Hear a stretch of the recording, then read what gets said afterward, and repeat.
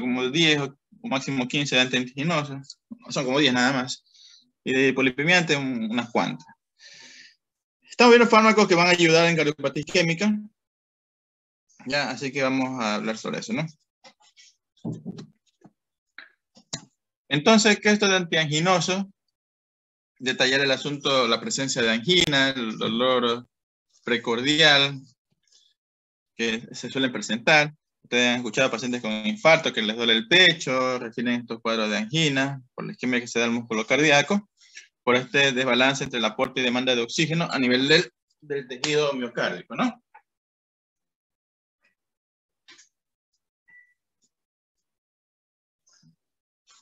Por ahí puede estar por una placa estable en el cual hay algo que esté obstruyendo el flujo sanguíneo a nivel de una de las arterias o de varias arterias coronarias. Entonces, algún tipo de esfuerzo o desbalance te va a provocar esta disminución de aporte de oxígeno a nivel del tejido, ¿no? Tenemos también la angina inestable, en el cual la placa se lesiona como tal, puede romper, entonces va a provocar mayor dolor, hasta dolor en reposo, y ahí tenemos por ahí los casos de vasoespasmos, en el cual va a haber una vasoconstricción del vaso sanguíneo y te va a provocar estos cuadros de angina, ¿no? En este caso por un vasoespasmo a nivel coronario. Pero bueno, el dolor es la angina. Entonces el paciente típico tiene la angina típica, que es la que suele presentarse en los pacientes que están cursando por ahí un infarto, ya dolor precordial, opresivo, esto es algo de semiología, ¿no? Irradiado esa mandíbula y lo que es cuello y mandíbula y lo que es hombro y extremidad izquierda, ¿no? Entonces el paciente lo que frecuentemente tiene, ¿no? Eso de angina. Entonces vamos a ver estos fármacos que te van a ayudar, ¿ya? Tienen varios fármacos que se utilizan, fármacos de acción corta, acción más prolongada, ¿ya? Pero todo esto gira en torno de un grupo farmacológico que son los nitratos, ¿no? Para el tratamiento de la angina. Entonces ustedes han de haber escuchado fármacos como los nitratos, en este caso la nitroglicerina, ¿ya? Fármaco bastante común, que se utiliza frecuentemente, ¿ya? La nitroglicerina existe en ampollas, existe en parches, o existen también en soluciones que se utilizan sublingual, en spray, y también los nitratos, como la mononitrato o dinitrato de isosorbida, que son fármacos que se utilizan de manera en comprimidos. Es decir, el efecto que busca este tipo de fármacos es la vasodilatación coronaria, ¿no? Tenemos factores que determinan la demanda miocárdica y el aporte coronario de oxígeno. Entonces, vamos a ver acá.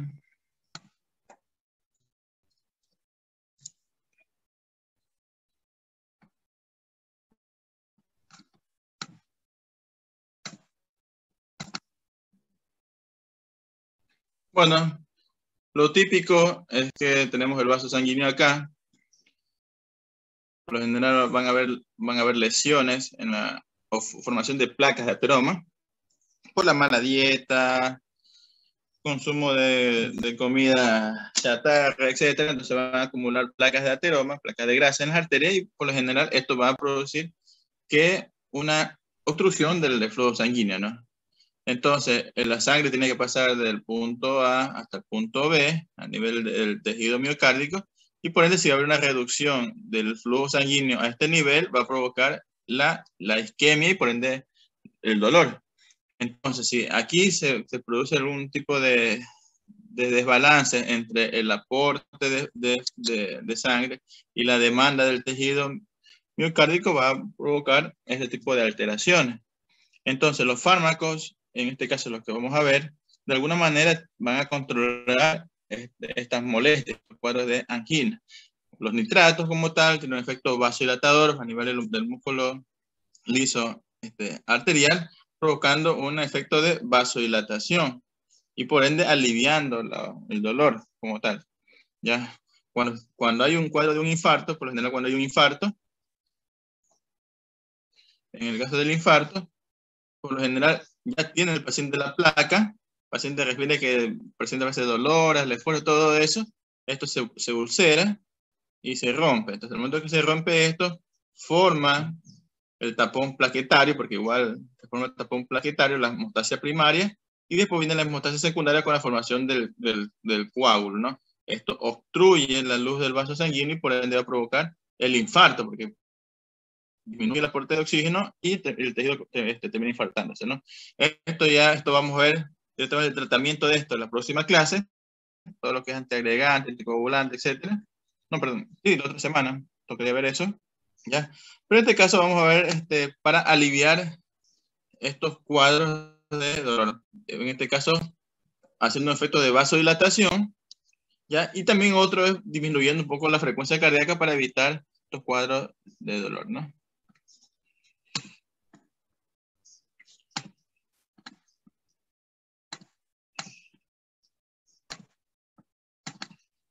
Entonces, los factores que determinan la demanda miocárdica y el aporte coronario, son dos cosas, ¿no? La demanda del miocardio, que demanda que quiere oxígeno, y el aporte de oxígeno. Entonces, el aumento de la demanda miocárdica está por el aumento de la contracción cardíaca, el aumento de la frecuencia cardíaca, el aumento de la tensión arterial, ¿ya? Y el aporte coronario de oxígeno, bueno, ahí van la duración de la diástole, el diámetro vascular, compresión cardíaca, el vaso coronario y gradiente coronario. Son factores que intervienen nada más.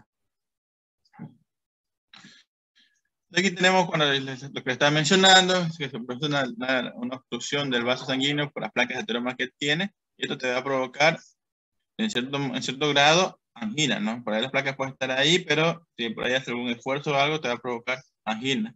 A diferencia que si tiene menos lesión vascular, no va a haber tanto cuadro de angina, ¿no? Entonces, a mayor obstrucción, mayor lesión de las placas, te va a provocar mayor obstrucción, ¿ya?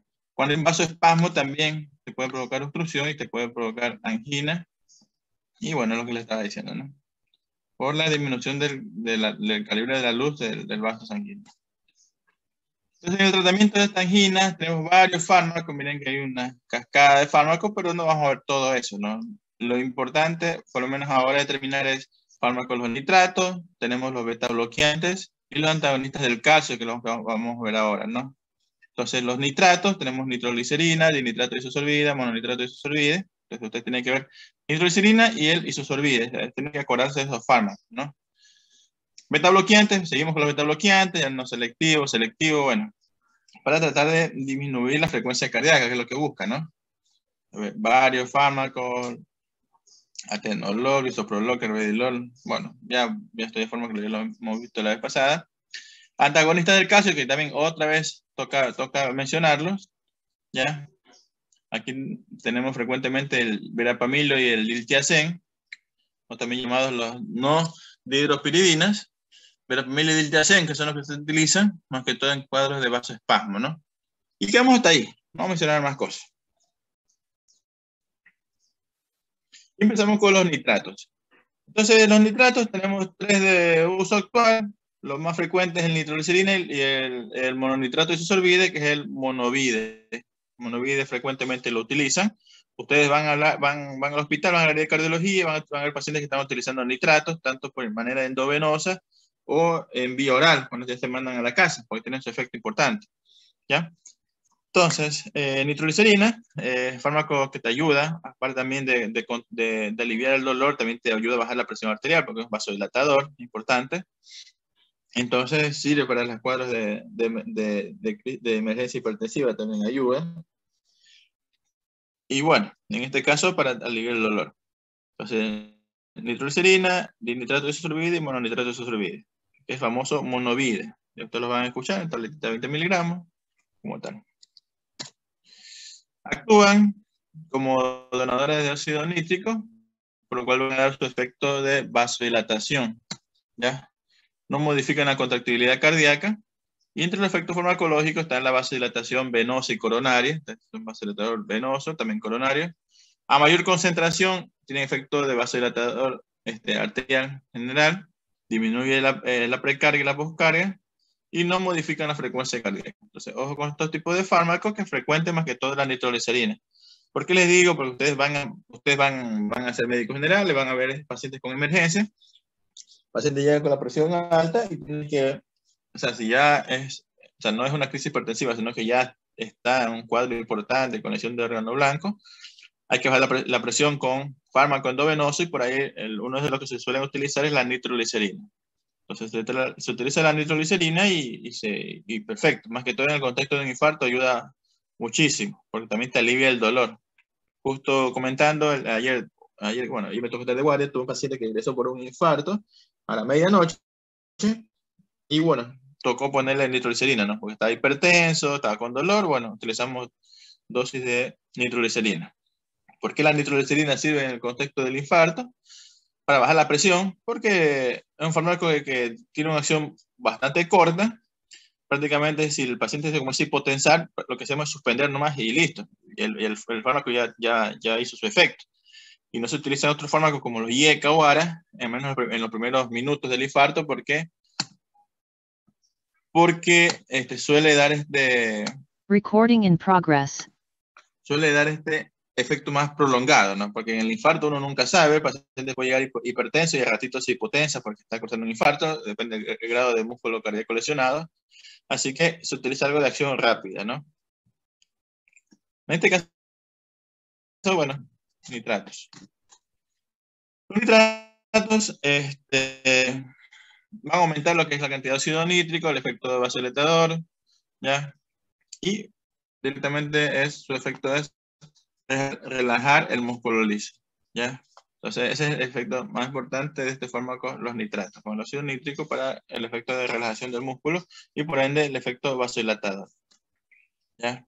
Entonces tenemos varios efectos de los nitratos, con la guanilil ciclasa y resultado vasodilatación, efectos de los nitratos. Van a hacernos tanto al día, ¿no? Entonces interviene con óxido nítrico, etc. Entonces, a nivel de la circulación coronaria, vamos con una vasodilatación directa de las arterias coronarias, por eso es que es importante este fármaco, ¿ya? Disminuye la precarga, porque también tiene un efecto vasodilatador indirecto, ¿ya? Reducción del tono vascular coronario, suprimir el vasoespasmo. Y bueno, en angina estable crónica reduce el consumo de oxígeno y en angina de reposo disminuye el vasoespasmo. Otros efectos pueden producir vasodilatación cutánea en cara, cuello, región clavicular, con efecto de vasodilatación cutánea, en el sistema nervioso central, ¿ya? Vasodilatación arterial meningia, aumenta la presión intracraneal y la presión del líquido cefalorraquídeo, por lo cual puede producir o provoca cefalea. Relaja el músculo lisobronquial, gastrointestinal, biliar y genitourinario. Entonces de ahí te va mencionando algo de cefalea. Entonces los efectos beneficiosos, hemodinámico, bueno, produce la venodilatación, reduce bueno, si te dice venodilatación te va a disminuir la precarga de todo lo que le llega al corazón, ¿ya? Consumo de oxígeno, disminuye el volumen minuto, disminuye la resistencia vascular por su efecto de vasodilatación, ¿ya? Aumenta el volumen minuto, vasodilatación de las arterias coronarias, suprime el vasoespasmo, etc. La farmacocinética tiene una liposolubilidad bastante alta. Por vía oral, en cambio, es muy pobre la biotransformación hepática. Entonces, por ende, los fármacos son por vía oral. Y por eso este tipo de fármacos, por lo general, el mayor uso se lo da de manera endovenosa, por ahí, o los sprays, por la farmacocinética de este fármaco, ¿ya? Igual existen las tabletas, pero ya de por sí, ustedes ya saben que este fármaco tiene pobre biotransformación hepática. Ya se unen las proteínas plasmáticas un 60%, una semivida de 1 o 4 minutos, y la acción persiste por unos 25 minutos. Por ahí en estos fármacos más que todo de uso endovenoso. El nitrato de isosorbide se biotransforma en 2 mononitratos y en 5 mononitratos de isosorbide, y se eliminan por vía renal. Por eso que el fármaco que se suele utilizar es el mononitrato de isosorbide, que no sufre efecto de primer paso, ¿ya? Por lo cual aumenta la biodisponibilidad. Efectos adversos es lo importante. O sea, por ahí, ¿qué es lo que tenemos que saber en general de este fármaco? Porque digo, ustedes lo van a manejar, ustedes lo van a utilizar, y no van a decir, no, le puse nitroglicerina y pasan las cosas que pueden pasar. ¿Ya? Solamente para acotarle. Recording stopped. Por decirlo, suelen haber casos de que algún momento me tocó ver que, porque yo, por decirlo, siempre hice cardiología, desde que me gradué de médico, me tocó estudiar cardiología, me tocaba ir a valorar pacientes cardiológicos. Y luego, sin emergencia, pacientes tenían, qué sé yo, tenían fármacos para bajar la presión arterial, tenían nitroglicerina y nitroprusiato de sodio. Nitroprusiato es más potente que la nitroglicerina, y qué es lo que hacían por ahí ciertas personas, lo que le ponían el medicamento y que el medicamento le baje la presión, pero no le controlaban. Estos medicamentos se manejan en bomba de infusión, se pasan bastante lento, o sea que no es que le paso, qué sé yo, 100 cc y no, se pasan en ml horas, o sea, imagínense pasar 10 ml horas, 20 ml horas. Ustedes te acuerdan una jeringuilla, cuánto tiene 10 ml o 20 ml, eso pasar en una hora. Por lo cual, este fármaco pasa en bomba de difusión. Entonces, a veces pasaban ese medicamento y no controlaba la presión arterial o no estaban. Entonces, a veces un par de veces me tocó ver pacientes que estaban con estos tipos de fármacos, más que todo con la nitroprusiato de sodio, y el paciente la presión estaba hecho pedazos. Siquiera estaba en 60-40, porque llegaban con crisis hipertensiva y le tenían puesto el medicamento y por ahí dejaban nomás eso y no había un control adecuado, porque estos fármacos provocan efectos adversos importantes. ¿Ya? Ya, más el nitroprusiato de sodio, ya, porque para la presión arterial, pero la nitro es lo que utilizamos frecuentemente. Recording in progress. ¿Ya? Entonces, entre los efectos adversos tenemos varios de estos fármacos, que es lo que deben saber. ¿Ya? Vasculares, pueden tener sofoco, enrojecimiento cutáneo, ya mencionamos por ahí un efecto de vasodilatación cutánea, cefalea pulsátil, que puede durar hasta 2 semanas ya después del uso del fármaco. Entonces, mencionamos cefalea. Entonces, uno de los efectos adversos principales de los fármacos, los nitratos, es la cefalea. Eso deben ustedes acordarlo, y por ahí si no se recuerdan el nombre, qué sé yo, de nitrato, qué sé yo, pero por lo menos saber, los nitratos, efectos adversos, cefalea, eso es lo principal, porque el paciente te va a llegar, o te van a tratar paciente o paciente tuvo un infarto, tuvo cardiopatía isquémica, está con angina, y un médico le mandó a tomar nitrato y va a la consulta con usted y comienza a decir que tiene cefalea. Entonces ustedes no preguntan qué está tomando, o el paciente le dice, estoy tomando esto, y ustedes no saben ni qué es eso de ahí. Entonces ustedes pues lo que van a hacer es mandarle, qué sé yo, diclofenaco u otras cosas para aliviar el dolor. Y prácticamente lo que tienen que hacer es suspenderlo o bajar la dosis del nitrato, porque es un efecto adverso bastante frecuente, por decirlo, creo que de 2 de 10 pacientes suelen hacerlo. Es frecuente las cefaleas, ¿ya? Ayer también tenía un paciente que está internado con angina, está con nitrato y decimos con cefalea. O sea, lo que se hace es suspender nada más, porque ya estaba con dosis mínima. Eso es lo más frecuente de efectos adversos, y la hipotensión, por ende, ¿no? De ahí tenemos lesiones cutáneas, erupciones, dermatitis colativa, pueden tener náuseas, vómitos, si es que la presenta, ¿ya? Síndrome de retirado, efecto de rebote que suelen dar. Por lo general estos fármacos no se retiran así bruscamente, más que todo la que es endovenosa, pues, ¿no? Que si el paciente está con nitroglicerina, qué sé yo, pasando de 10 ml hora, y ustedes lo que hacen es retirarla bruscamente, pueden tener un efecto de rebote, en este caso para el control de la presión arterial, y por ende lo que se hace es destetarlo, bajarlo poco a poco. Si estaba en 10, bajarle a 8, a 6, a 5, 3, y pum, retira el medicamento. Pero no es de suspender así bruscamente el fármaco, ¿no? A menos que la presión haya caído bruscamente, ¿no? Esto comprende lo que es la vasoconstricción, hipertensión y angina, pues esto es efecto rebote. Está contraindicado, cuando está contraindicado en el shock, por ende, el shock es lógico. Bueno, si el paciente ya está hipotenso, está chocado, entonces no vamos a dar un vasodilatador que te va a bajar más la presión arterial. O sea, ojo con eso. ¿Ya? Tomar bien la presión arterial. Está contraindicado en la hipovolemia, embarazo primer trimestre, cardiopatía restrictiva, pericarditis constrictiva, taponamiento cardíaco.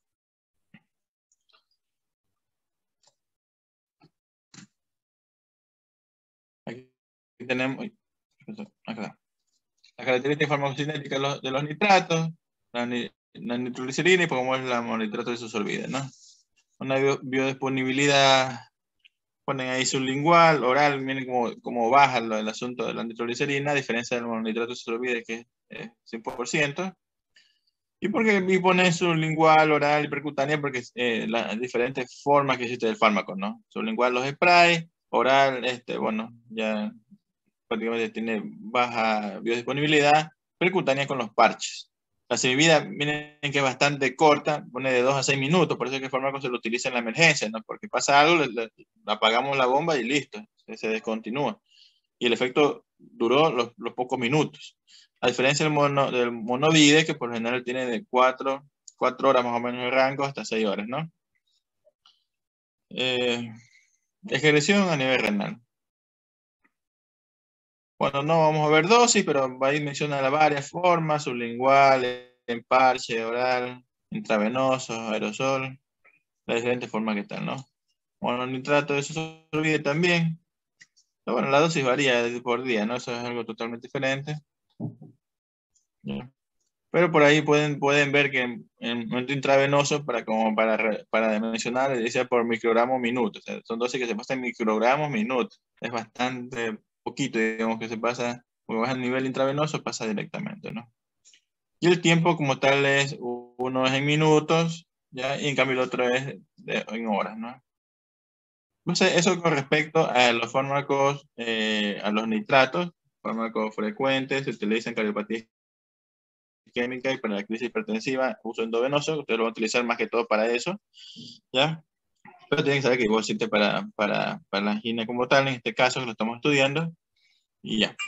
Otro grupo farmacológico son los beta bloqueadores. Este, como su mecanismo de acción antianginoso es bajando la frecuencia cardíaca, pues, ¿no? Ya disminuye la contracción y por ende tiene su efecto para evitar la angina, pues, ¿no? Entonces puede disminuir la presión arterial. Hay que tener en cuenta las reacciones adversas y las contraindicaciones que pueden haber para el uso de este tipo de fármacos, ¿ya? Como son por ahí la bradicardia, el bloqueo auriculoventricular, hipotensión e impotencia sexual, ¿no? Pero bueno, esos fármacos tienen a producir ese tipo de casos.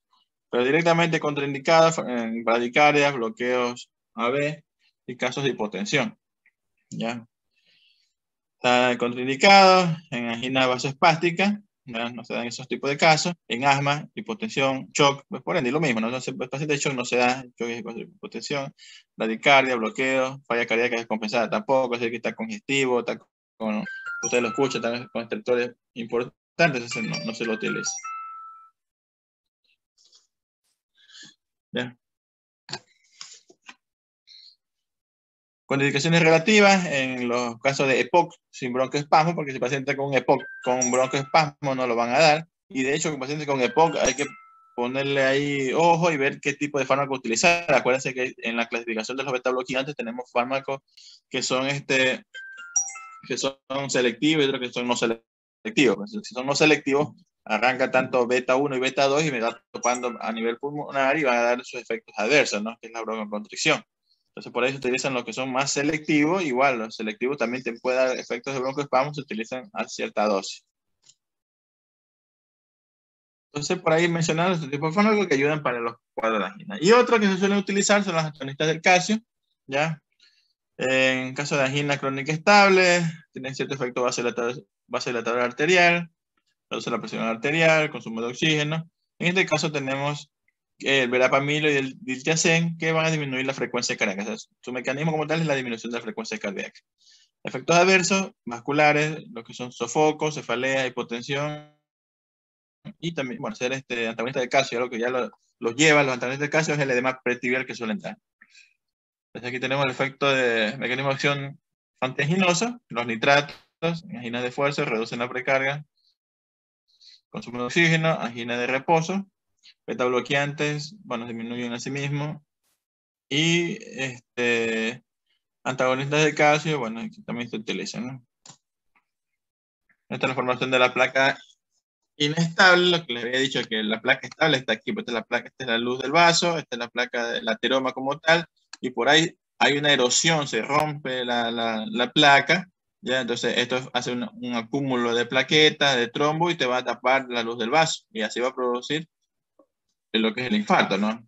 Hasta ahí va como un cuadro inestable y por ende el infarto, ¿no? Pero así se produce lo mismo.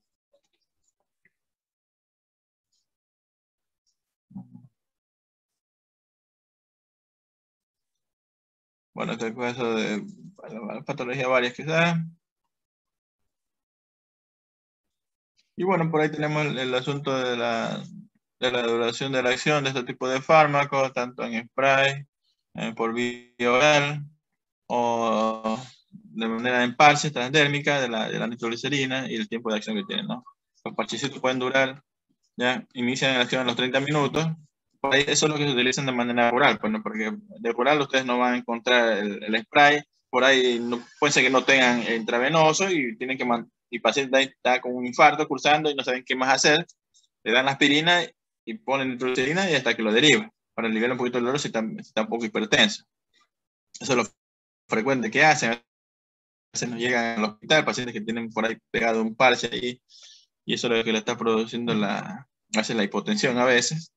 Entonces, ten en cuenta que estos parches duran hasta de 10 hasta 12 horas, ¿no? Para aliviar el dolor. Ya mencionamos el asunto del mononitrato de susolvide. Bueno, estamos acá. En efecto retardado. Y bueno.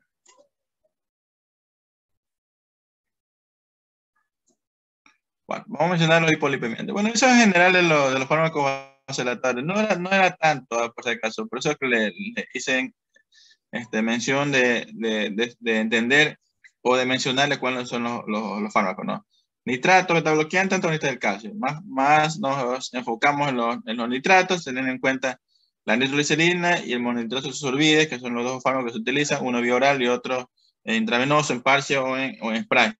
Más frecuente intravenoso, que es lo que ustedes van a manejar. Ojo con el asunto de los efectos adversos, ten en cuenta que estos fármacos te ayudan para bajar la presión arterial y para su efecto antiginoso que estamos viendo ahora. Ideal para el tratamiento del infarto.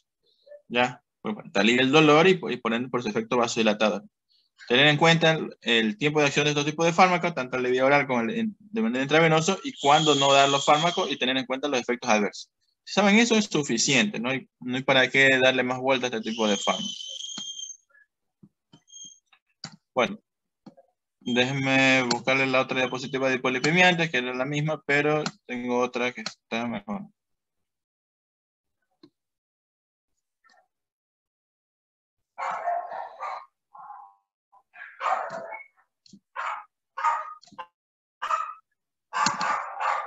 Ya. Aquí tenemos...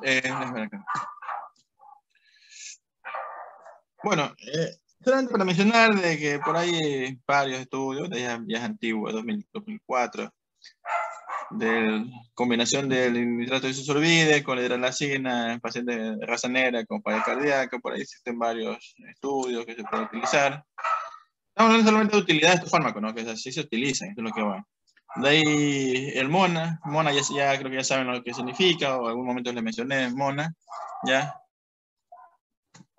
MONA, no es ese MONA, en otra MONA, sino MONA en el tratamiento del infarto del miocardio, que por lo menos algo que por ahí deben, por lo menos tienen que escuchar, ¿no? Quizás esto ya quedando más en desuso, pero por lo menos es de lo que queda, ¿no? El uso de la morfina para el dolor, porque paciente ya con dolor importante en el pecho, dolor 8/10, 9/10. Tenemos que dar algo para aliviar el dolor. Aparte del efecto vasodilatador de la nitroglicerina como antianginoso, siempre y cuando la presión esté buena, ¿no? Si la presión está hipotensa, no vamos a dar nitroglicerina ni tampoco morfina. Oxígeno, bueno, si el paciente amerita oxígeno, le damos oxígeno, si está saturando bajo. Y la aspirina, que por ahora es el que, de los cuatro, es el que va porque va, en el caso del infarto. Por ejemplo, morfina, si está hipotenso, no damos. La nitro, si está hipotenso, no damos. Oxígeno, si está saturando bien, tampoco no damos. Pero la aspirina sí, en dosis de carga. Entonces, por eso uno escucha MONA, por lo menos para identificar cardiopatía isquémica. Entonces, por ahí, en una pregunta, le llega esa mnemotecnia, no te van a acordar de esto de aquí.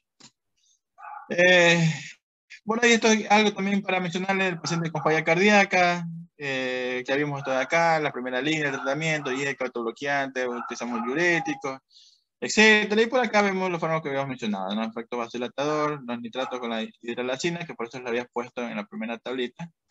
Nitratos con hidralacina para tratar pacientes con falla cardíaca en más que todo raza negra. Bueno, está en la guía, ¿no? Y ahora vemos los fármacos hipolipemiantes. Entonces, pacientes que tienen colesterol alto, pacientes que se infartan porque hay una placa de grasa como tal. Entonces, la idea es dar fármacos que te ayuden a reducir el colesterol y también, a su vez, controlar factores de riesgo, en este caso, la dislipidemia. Fármacos hipolipemiantes. Por ahí tenemos un estudio o sea, ¿por qué estos fármacos los damos en el infarto? Todos los fármacos que se dan en este caso, cardiopatia isquémica, infarto, falla cardíaca, porque hay estudios que lo avalan, no es que lo damos, se lo da por loco nomás, porque por ahí tiene buen sabor de pastilla o qué sé yo. No, sino porque hay estudios que dicen, no, el fármaco ayuda, ¿por qué? Porque te disminuye la mortalidad, te disminuye las reinternaciones, o de alguna manera ayuda, ¿ya? Entonces, un estudio, el PROVEIT, en el cual es el uso de la estatina en cuadro de síndrome coronario agudo, caso de infarto, ya a dosis importantes te va a disminuir el punto final, que es en este caso, mortalidad, etc. No siempre los estudios, espero que en algún momento, por lo menos darle algo de cómo leer un estudio clínico, ¿ya? Siempre hay estudios que mencionan cantidad de personas, en la cual se realiza el estudio, cómo es el método en el cual se aplica el estudio, el fármaco que se utiliza. Ya en este caso por ahí es atorvastatina, pravastatina, es el uso de estatina. Y la idea principal es disminuir el punto final primario, porque ahí tenemos primario y secundario, ¿no? Entonces por ahí es muerte, si el fármaco te ayuda, ¿ya? O por ahí, 18 a 36 meses, y bueno, prácticamente lo que se ve en la reducción de estos tipos de fármacos, para hacer una comparativa en la pravastatina y la atorvastatina, en la reducción importante ya de la mortalidad o del endpoint o el punto final como tal, ¿no? Entonces hay una reducción y entonces por ende se le parabola estos fármacos. En este caso la atorvastatina, ya dosis de 80 miligramos en estos casos, ya porque por eso es una reducción importante, significa para mortalidad, ¿no? Porque eso es lo que se busca. Ya. Entonces, partimos de ahí, entonces, importancia estatina. Entonces, de ahí vamos a ver estatina en el tratamiento del infarto. Entonces, ustedes van sumando. Para el infarto tenemos, ya por ahí vieron algo del MONA, por ahí hay que aumentar los antiagregantes plaquetarios, ya por ahí vemos aspirina, tenemos que clopidogrel en la otra semana, estamos viendo estatinas, tenemos que anticoagulantes, bueno, todo eso estamos viendo ahorita de manera global. Entonces, la estatina, el fármaco que se utiliza en el infarto, está infartándose el paciente, les comenté que tuve un paciente ayer infartado, se le dio la carga de aspirina, clopidogrel, dosis de antiagregante plaquetario, anticoagulante, se le dio un trombolítico, que es la estreptoquinasa. También queda el fármaco hipolipimiante, como en este caso en el hospital tenemos simvastatina, se le dio simvastatina. Si es atorvastatina. Pues son las estatinas.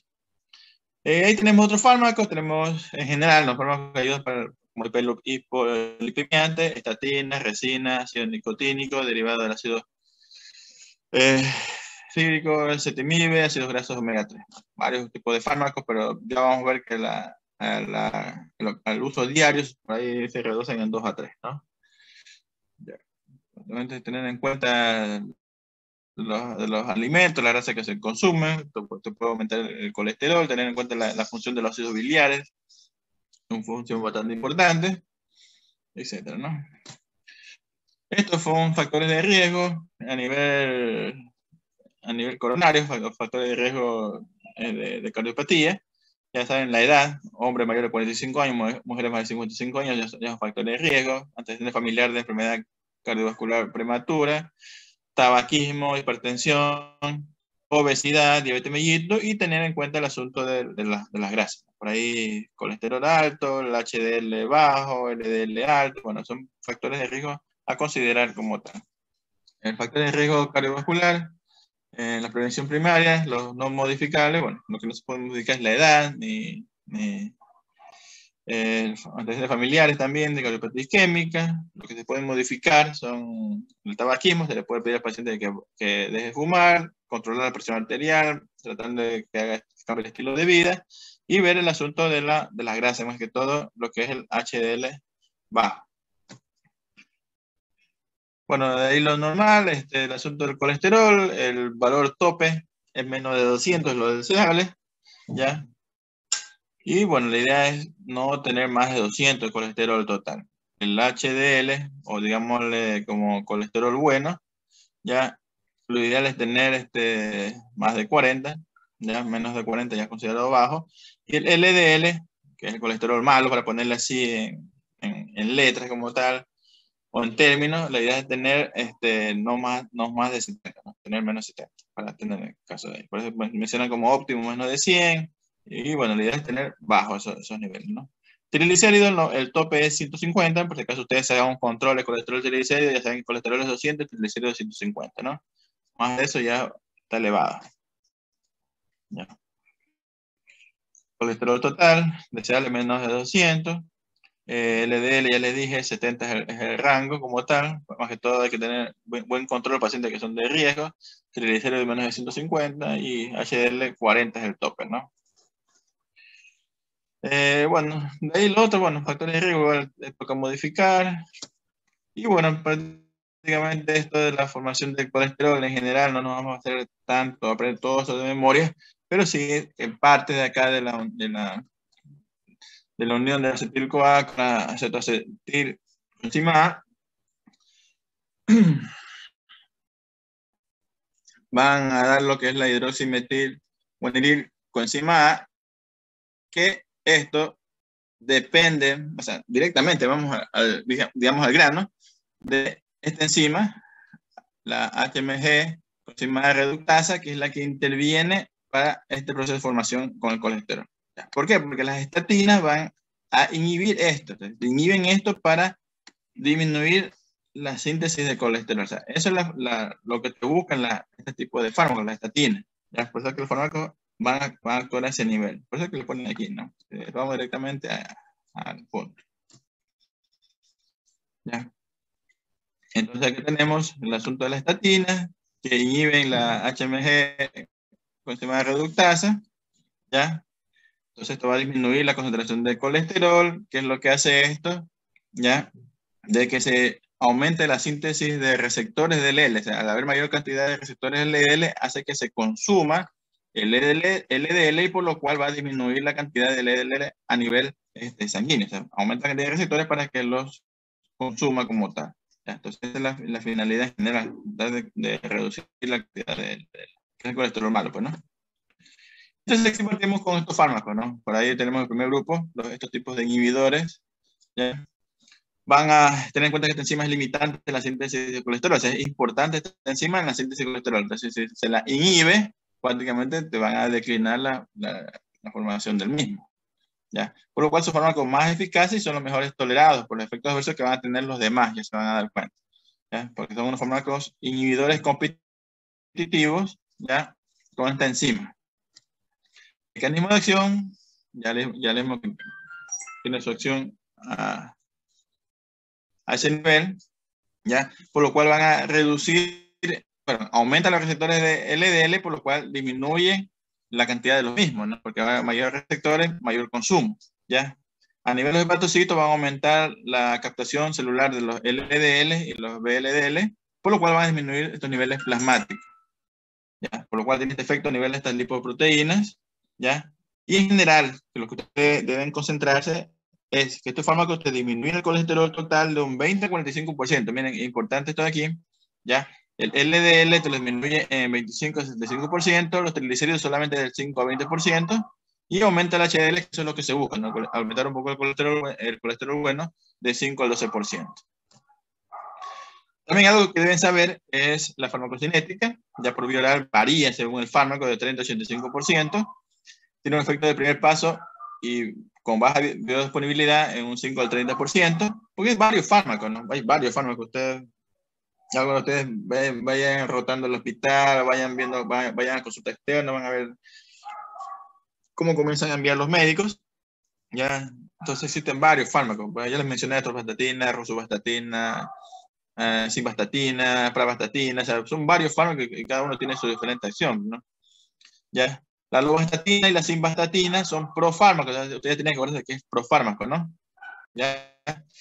Los alimentos aumentan la absorción de lovastatina y disminuyen las atorvastatina, los alimentos. O sea, ojo con eso, más que todo porque el fármaco más frecuente es la atorvastatina, simvastatina y rosuvastatina, por si acaso, ¿no?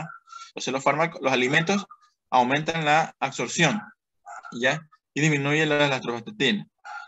La ideal es darlo por la tarde o la noche, más frecuente en la noche. Por lo general nosotros damos fármaco a las 9 de la noche, 8 de la noche, ¿ya? Porque la síntesis del colesterol se da en la noche, entre las 12 de medianoche y las 4 a.m. Entonces, lo ideal es avanzar con el tiempo de acción del fármaco, abarcar el tiempo en el momento que se comienza a dar la síntesis del colesterol, que es a esa hora. Por lo cual no hay que dar a la mañana. Ojo con eso, ¿no?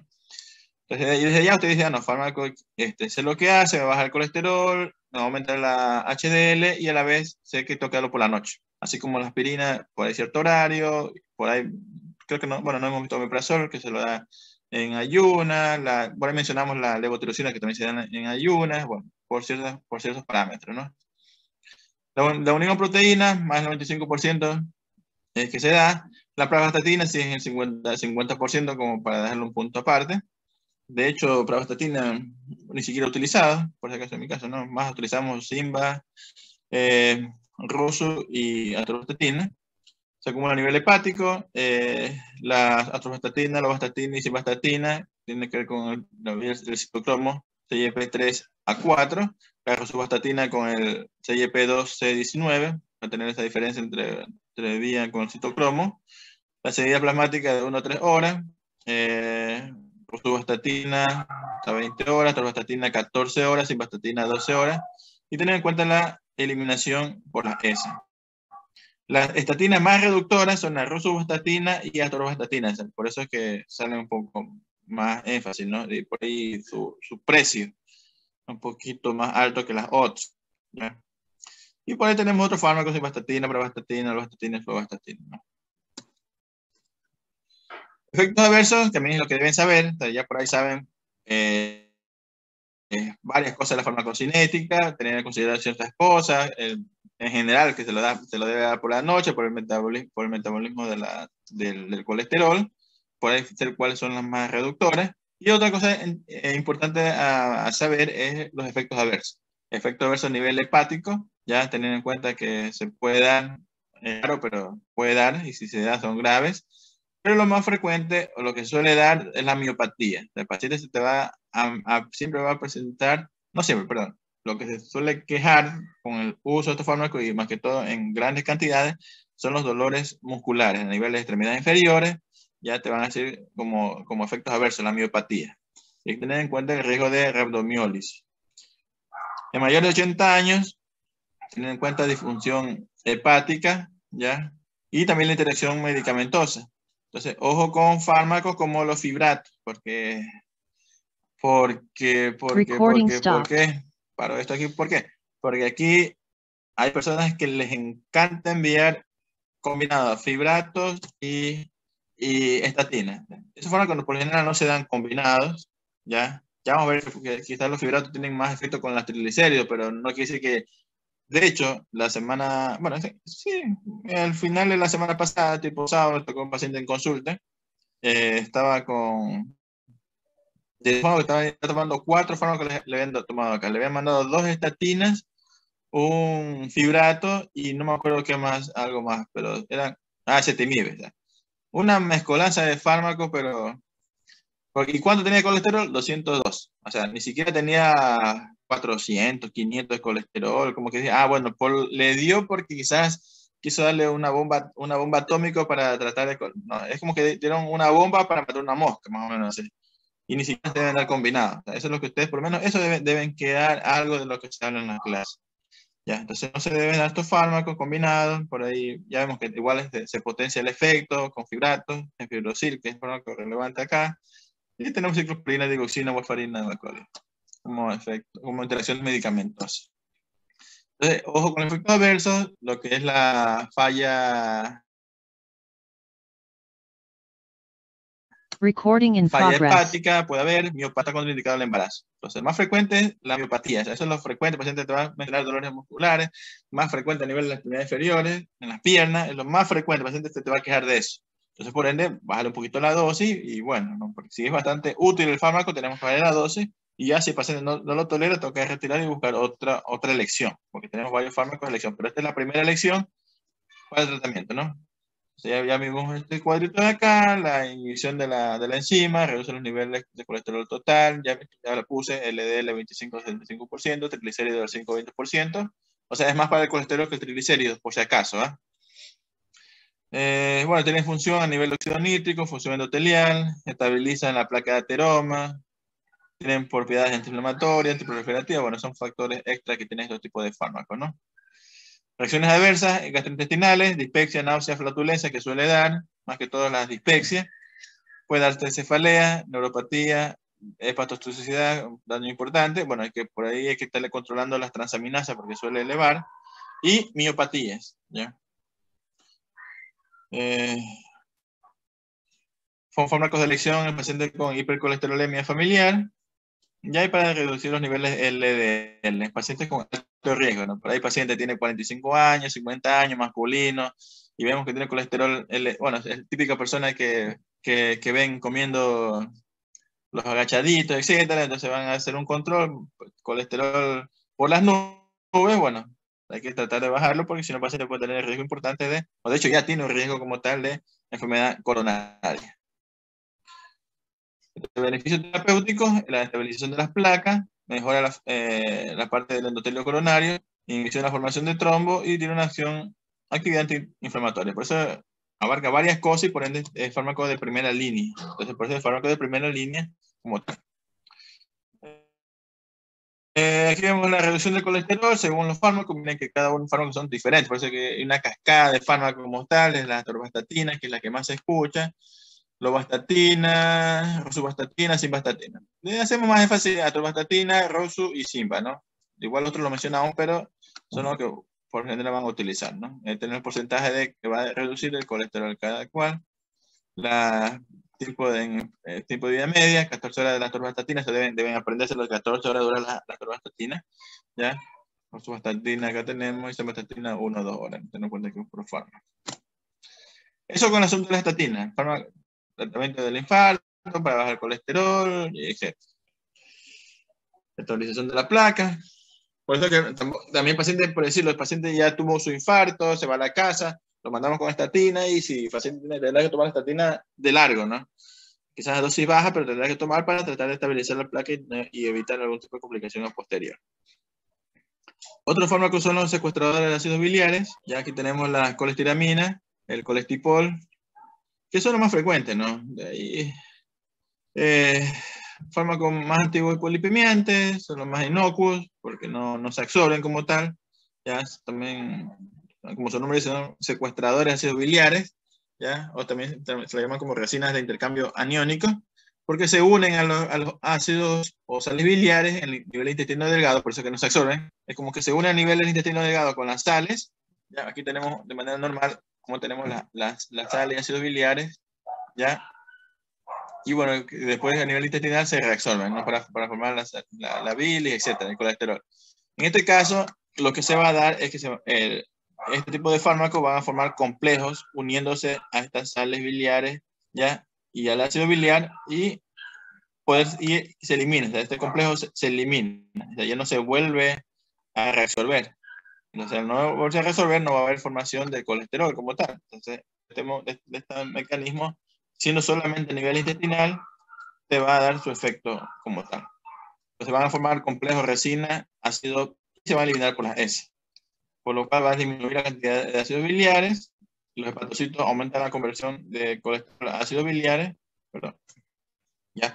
Por lo cual el colesterol disminuye y aumenta la captación de LDL, o sea, aumenta la captación de LDL y por lo general consume LDL y a nivel sanguíneo lo va a disminuir. Un fármaco de segunda línea, mecanismo de acción, ya le dije, disminuir el colesterol hepático, estimular la producción de receptores de LDL, ¿ya? Por lo cual va a disminuir su cantidad a nivel sanguíneo y aumenta la producción de estos ácidos biliares y por lo general puede haber aumentos de triglicéridos, ¿ya? Por lo cual, si te va a aumentar los triglicéridos, no se da en el caso de hipertrigliceridemia, ¿ya? Entonces, efectos secundarios, como no se absorben, ya te puede dar efectos a nivel digestivo. Por ahí, acumulación de gases, timpanismo, estreñimiento, dispepsia, que son lo más común. Ya puede alterar la absorción de las vitaminas, porque prácticamente estás anulando los ácidos biliares, entonces por ahí te pueden alterar la absorción de ciertas vitaminas y por ende, como efectos adversos, y altera la absorción de otros fármacos, como digoxina, warfarina y la T4, como la tiroides. Entonces, colestiramina, colestipol, resinas catiónicas, insolubles, ¿ya? que se eliminan por vía fecal, disminuyen los niveles plasmáticos de LDL de 20 a 40%, pero apenas modifican los triglicéridos y los de HDL. Producen náuseas, o sea,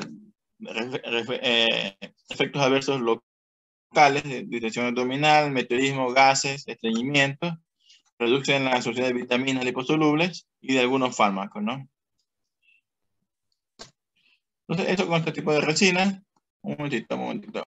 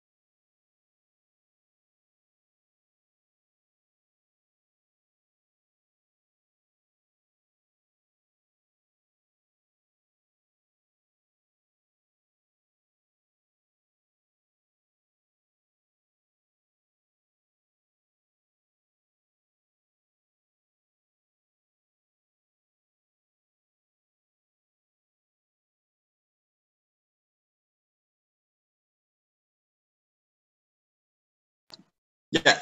Otro tenemos el ácido nicotínico, por ahí, bueno, casi, o sea, no es frecuente que se utilice. Mecanismo de acción. El tejido adiposo inhibe la lipólisis de triglicéridos por la lipasa, disminuye el transporte de ácidos grasos libres al hígado, disminuye el 35 al 50% de triglicéridos y solo de un 10 a 20% de la LDL. Ya es el mejor fármaco para aumentar la HDL, ya, pero se limita por los efectos adversos. Por eso yo le dije que a medida que vamos viendo los fármacos, vamos viendo los efectos adversos importantes de estos fármacos. Por ahí vimos de las estatinas cuáles son los efectos adversos, por ahí vimos del otro fármaco, de las resinas, cuáles son los efectos adversos, y por ende ahora vamos a ver ácido nicotínico. Entre ellos acá tenemos la que pueden haber, puede producir hiperemia, prurito facial, ¿ya? Ese enrojecimiento más prurito, dispepsia, daño hepático, aumento de la glucosa, ¿ya? Y la hiperuricemia, ¿no? Aumento del ácido úrico. Como efectos adversos de este tipo de fármaco.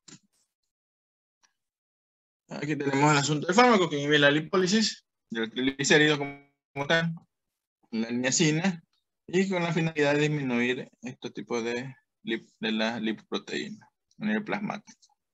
Uso, como te vas más, porque el efecto es más directamente con el asunto del triglicérido en la hipertrigliceridemia, ¿ya? Que tenga disminuido la HDL, porque te aumenta también el HDL, por eso es que mencionaba acá como principal fármaco para aumentar el HDL.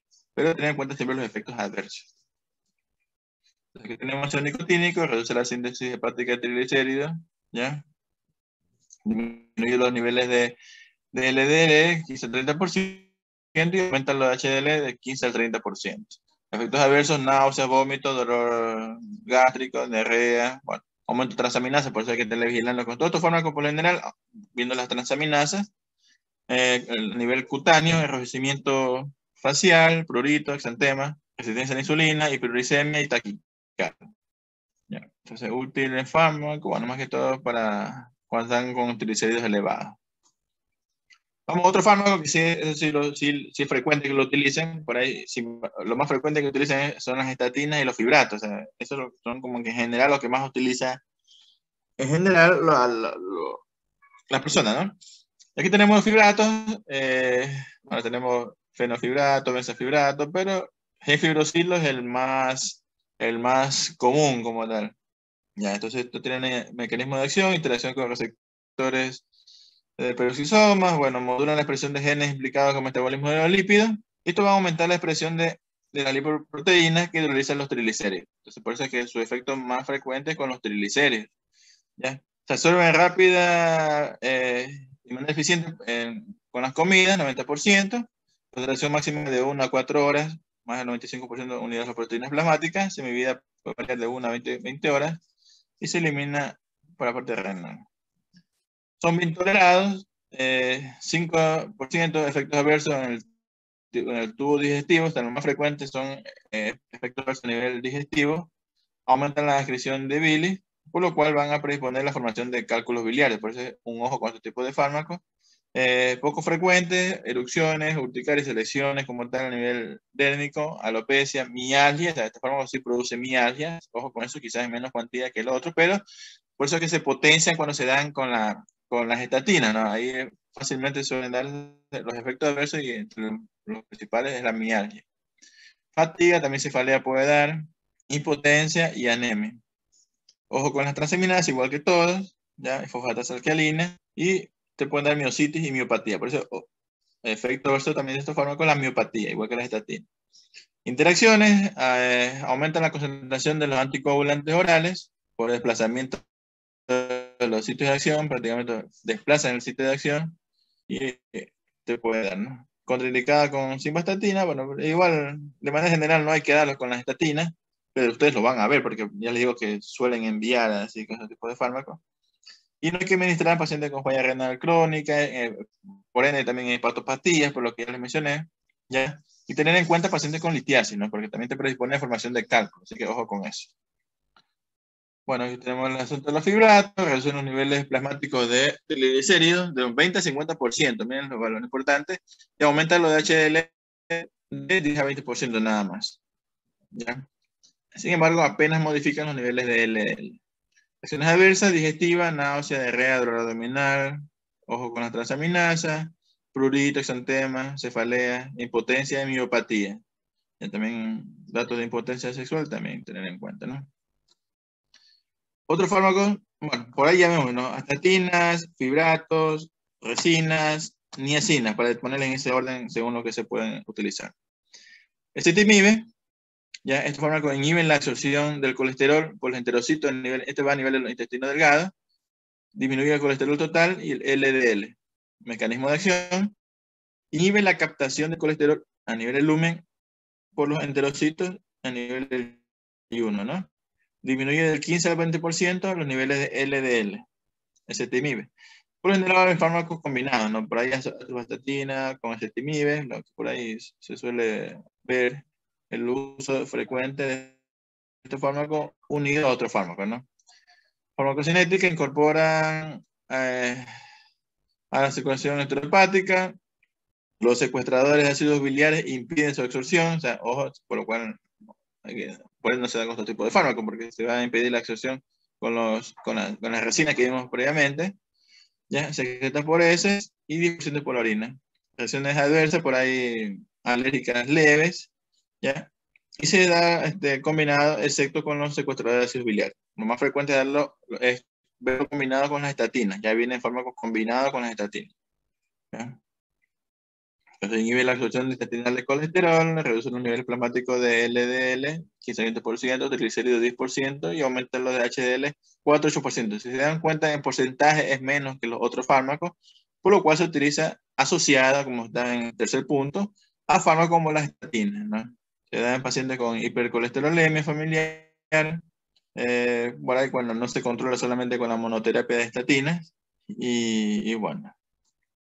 También tenemos por ahí los ácidos grasos poliinsaturados, omega 3, para disminuir la cantidad de triglicéridos, inhibir la síntesis hepática de VLDL y de triglicéridos, y por ahí en alimentos marinos, atún, salmón, disminuir la cantidad de triglicéridos, 25-35%, algo importante, con ligero aumento del LDL y HDL. Bueno, por ahí aceite de pescado como complemento. Aquí tenemos el efecto sobre las diferentes lipoproteínas, la LDL, HDL y los triglicéridos, ¿no? Por ahí las estatinas, un efecto importante, miren que ponen hasta 4, mientras mayor el número de flechas, mayor efecto, ¿no? Por ende, un efecto importante de las estatinas con la LDL, aumento de la HDL adecuado y efecto con los triglicéridos también adecuado.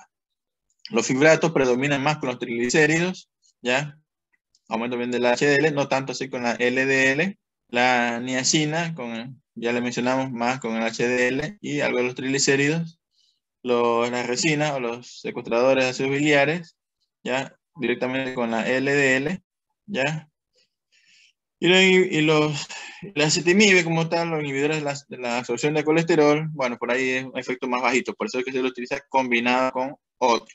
Entonces miren cómo este cuadrito te detalla toda la clase en eficacia según la lipoproteína que va a afectar o los triglicéridos. O sea, prácticamente la idea es tener claro esto para más o menos ubicarse. ¿Cuáles son los fármacos más comunes y por ahí cuál tiene más efecto con cierta lipoproteína, ¿no? Eso es lo que se busca reducir. Y miren el efecto importante del colesterol. Si por ahí hay un paciente, qué sé yo, femenina, qué sé yo, 45 años, y está con triglicéridos elevados, el colesterol, digamos, está al límite, bueno, vamos a darle algo para el colesterol, ya saben qué dar, que por ahí tenemos los fibratos, ¿no? Porque tengo colesterol muy alto, que suelen darse.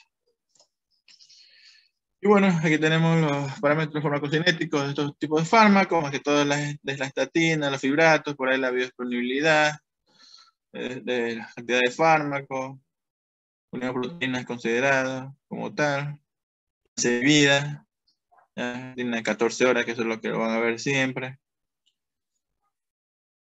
Y bueno, lo más frecuente es ese. Los fibratos, por lo general, se suelen utilizar, en fibrosilos, etc. Fármacos con los que interactúan las estatinas, los inhibidores del CYP3A4, por ahí los de siempre, los macrólidos, clorotomicina, hidrotomicina, los antifúngicos fluconazol, itraconazol, ketoconazol, que son los más comunes como inhibidores, ¿ya? Antidepresivos, antagonistas del calcio, siempre la familia, siempre esos fármacos van a estar ahí como inhibidores, ¿no?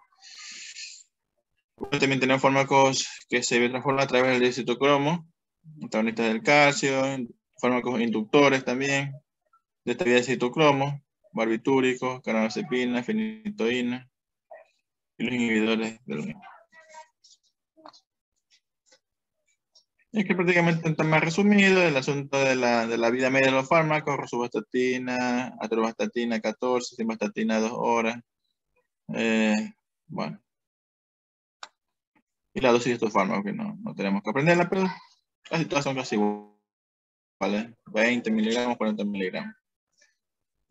Bueno, ya vimos. Prácticamente repetimos lo mismo.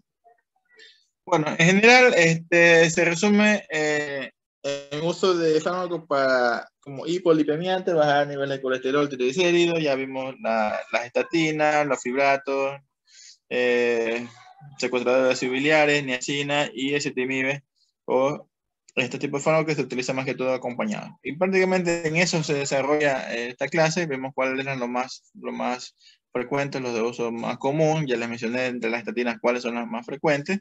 Existen todas, pero las de uso rutinario.